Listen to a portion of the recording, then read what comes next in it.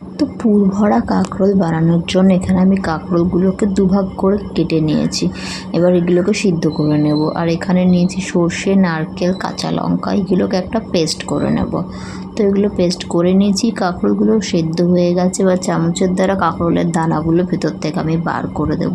তো সব কটা কাঁকরোল দিয়ে দেখো দানাগুলো বার করে নিয়েছি। এবার যে বাটাটা করেছি এটার সাথে দানাগুলো মিক্স করব। তো দানাগুলোর মধ্যে বাটাটা দিয়ে দেবো, ওর মধ্যে স্বাদ মতো নুন দেবো আর সামান্য মিষ্টি দেবো, দিয়ে এটাকে ভালো করে মেখে নেব। মেখে নেবার পর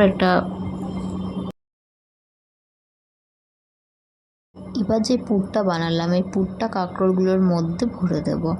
তো একটু করে ডো বানাচ্ছি, নিয়ে কাঁকরোলের মধ্যে ভালো করে টাইট করে আটকে দিচ্ছি।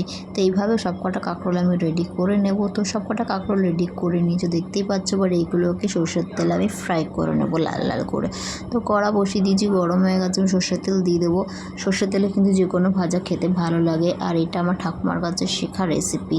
তো এটা গরম ভাতের সাথে এত দারুণ লাগে খেতে, এটা দিয়ে এক থালা ভাত খাওয়া হয়ে যাবে। তো এইভাবে আমি সব কটা কাঁকরোল লাল লাল করে ভেজে নিয়েছি। রেসিপিটা তোমাদের কেমন লাগলো কমেন্ট করে জানাবে। আর এটা কিন্তু না খেলে বুঝতে পারবে না, খুবই ভালো লাগে খেতে। গরম ভাতের সঙ্গে তো দারুণই লাগে খেতে। তো আমিও বানালাম, তাই তোমাদের সাথে শেয়ার করলাম।